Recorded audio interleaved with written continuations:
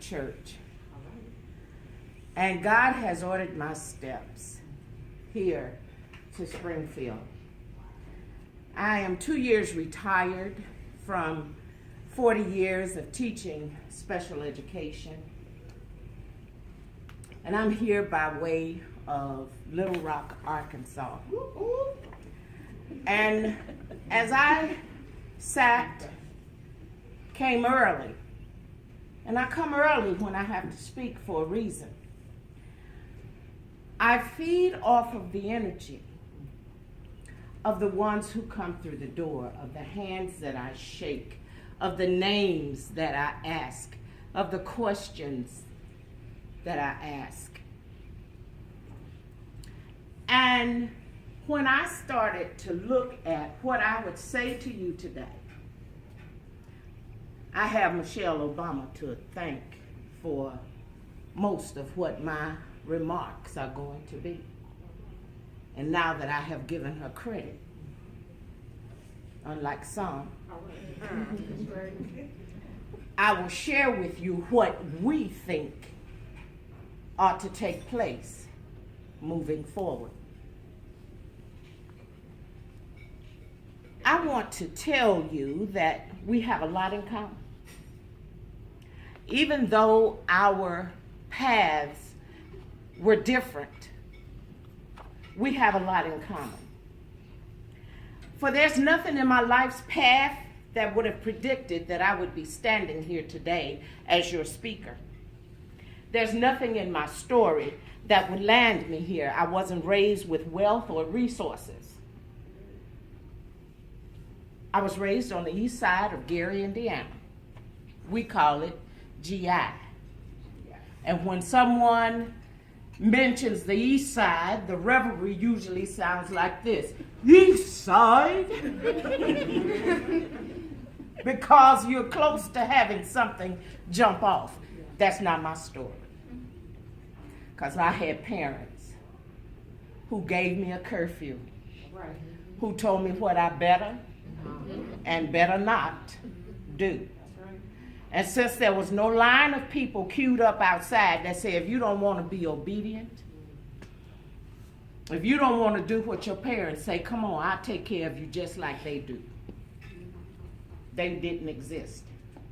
So I found it to my advantage to be obedient, to listen, because I found love no greater than at home. I saw them struggle to make ends meet, but they got up a little earlier, they worked a little harder, and they encouraged me to be the very best that I could be. For a long time, I didn't know that my dad had a handicap. Walking through a construction site down in Mississippi, he made the mistake of picking up a blasting cap. It blew off 3 fingers on his left hand. But it didn't stop him from combing my hair, tying my shoes, or fixing a bologna sandwich deluxe that I crave right now. Lord have mercy. With onion. With onion. That's right. My mother was a stay-at-home mom until later in life she became a seamstress at a sportswear manufacturing company. I have 3 sisters and a brother. And we were raised in a home that was full of love. We were raised in a home that was full of compassion. We were raised in a home that was filled with encouragement. One of the things that I can hear my mother say right now is this: be your labor, great or small. Do it well or not at all. That's right. Once a task is first begun, never leave it till it's done. And those were the precepts, and that was the example that followed me all the days of my life. Where did I get the ability to stand in front of you and speak to you? It started with an Easter speech. One that said, Jesus is alive. He is risen. How long did I do Easter speeches? Probably until I got to high school. And even today, I find that those are the types of skills that we still need. I was chosen to go to an all-white middle school and an all-white high school. It was not what I wanted to do. I wanted to follow my two older sisters to the baddest black high school in the city, Theodore Roosevelt High School. I wanted to be a cheerleader like my oldest sister. I wanted to have a boyfriend from there. They sent 50 blacks to a high school with 1,500 whites. And I learned that people don't care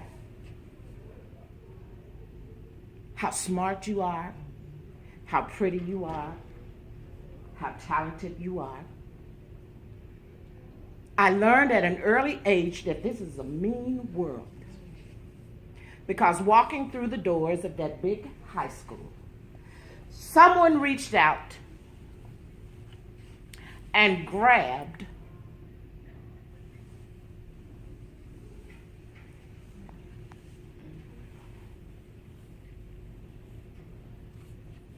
my behind.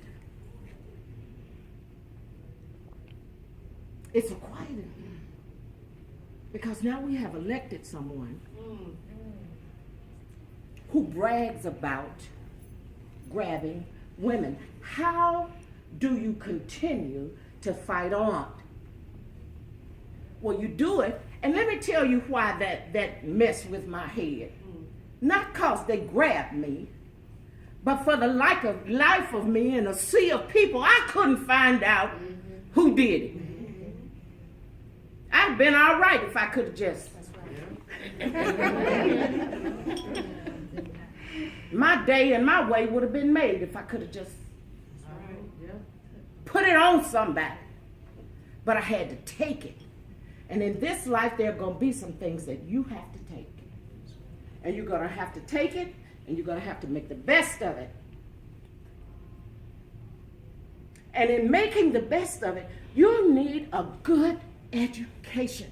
As much as we would like to think that you can do it without one, you cannot.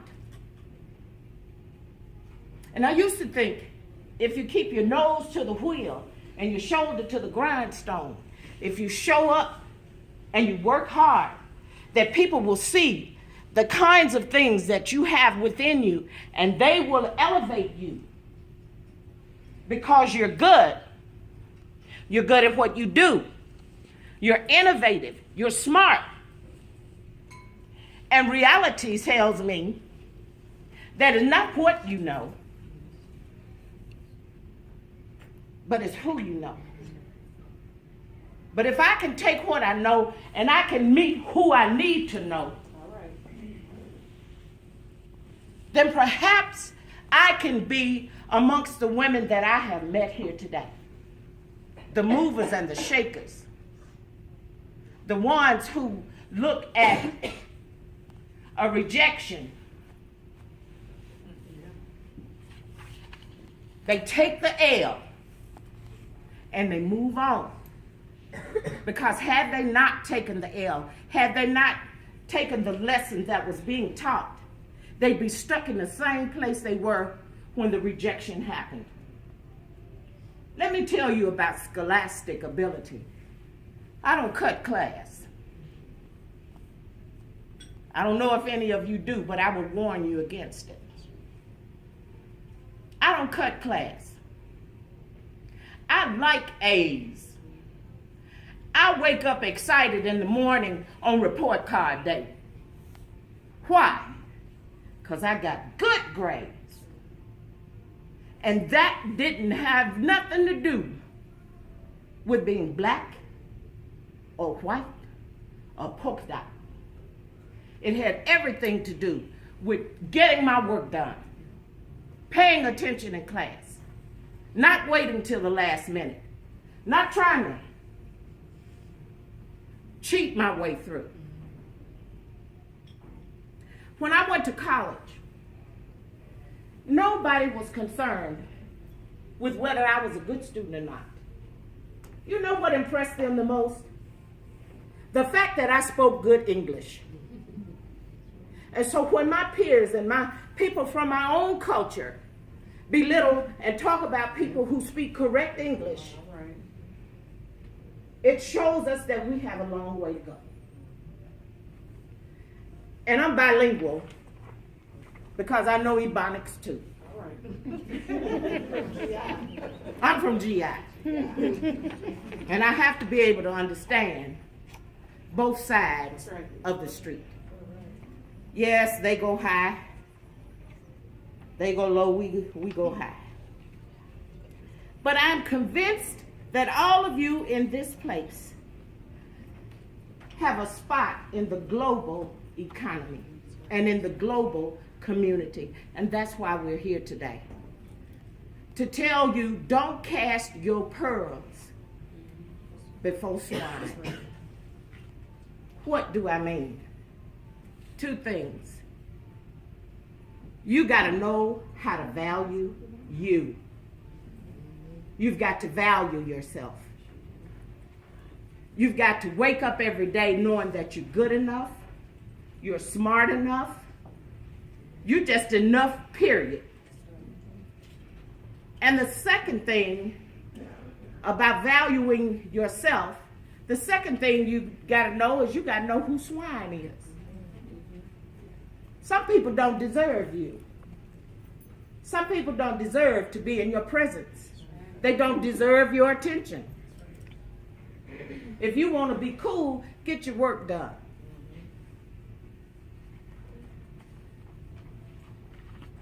You've got to learn to honor the women, some of whom are in this very room, who have fought sexism, racism, ignorance, to pursue their passions and feed their own souls.